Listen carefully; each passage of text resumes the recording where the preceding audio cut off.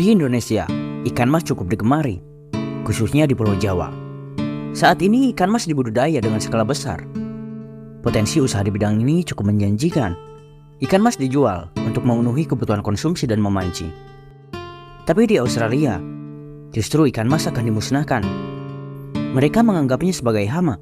Kecepatan perkembangbiakannya yang pesat, ditambah mereka bisa beradaptasi dengan baik di berbagai lingkungan air tawar.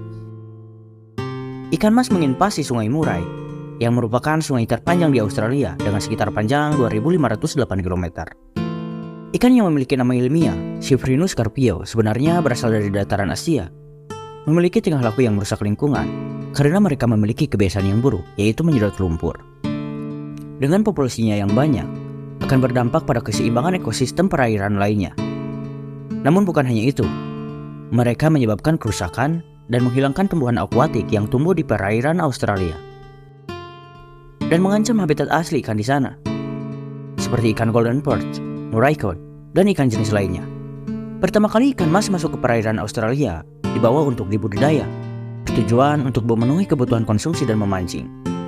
Beberapa dugaan mereka bisa memasuki Sungai Murai ketika para pemancing menjadikannya sebagai umpan hidup, lalu lepas. Beberapa sumber lainnya mengatakan bahwa di suatu tempat budidaya ikan mas terjadi banjir yang menyebabkan ikan mas sampai ke sungai-sungai di Australia. Sehingga ikan-ikan ini menyebar luas dan beradaptasi. Selama bertahun-tahun mereka hidup di perairan Australia yang membuat populasinya terus meningkat. Pada tahun 1920, ikan mas sukses menguasai Sungai Murai dan menjadi masalah besar. Ikan mas memiliki hobi menyedot lumpur ini, menimbulkan sungai keruh dan sebanyak 90% biomasa akuatik menjadi ikan mas, yang mengakibatkan spesies penghuni asli di sana kelaparan. Hingga pemerintahan setempat menyelenggarakan pemusnahan ikan mas secara massal dengan menangkapnya dan melibatkan penduduk lokal. Mereka juga menggunakan listrik yang dirancang untuk menyetrum ikan mas. Meskipun cara seperti itu terbilang cukup ampuh, tapi tidak membuat ikan mas menjadi punah di sana. Ikan mas terus berkembang biak hingga populasinya benar-benar meningkat.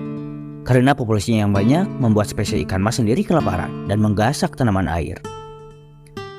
Lalu pada tahun 2012, dalam rangka pemusnahan ikan mas dari perairan Australia, mereka menggunakan jaring ikan yang disebar di berbagai titik. Sampai pemerintah mengadakan kompetensi memancing ikan mas. Meskipun program ini cukup terbilang cerdas untuk mengurangi populasi ikan, para pemancing bisa mendapatkan 16.600 ikan mas setiap harinya. Setelah bertahun-tahun ikan mas menginvasi di Australia dan telah merubah cara pandang masyarakat di sana. Karena telah menjadi hama, perusak, dan banyak menimbulkan masalah, menjadi hal yang tabu bagi masyarakat Australia untuk mengkonsumsinya. Bahkan ikan mas telah dianggap ikan yang menjijikan. Pemerintahan Australia mendukung penuh bagi masyarakat untuk mengambil suatu keuntungan dari wabah ini. Berbagai cara memanfaatkan ikan mas untuk dijadikan komersial, salah satunya ikan mas yang telah mereka tangkap dibekukan, lalu digiling untuk dimanfaatkan sebagai pupuk.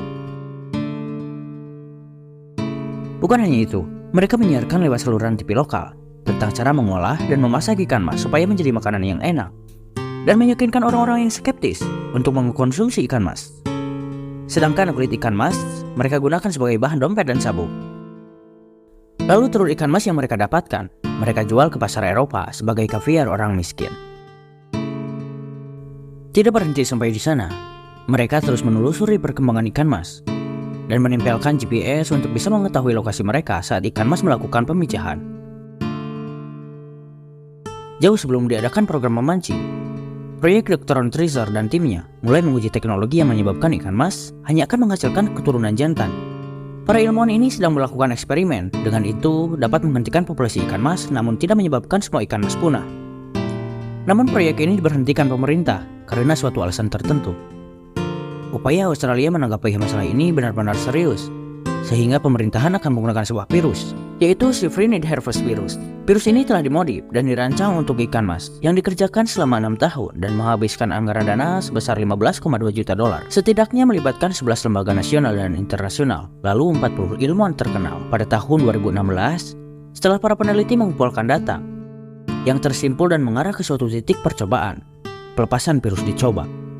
Meskipun virus hanya akan menyerang ikan mas dan tidak berefek pada ikan lainnya, memakai cara biologis ini tetap menuai kontroversi dari berbagai kalangan.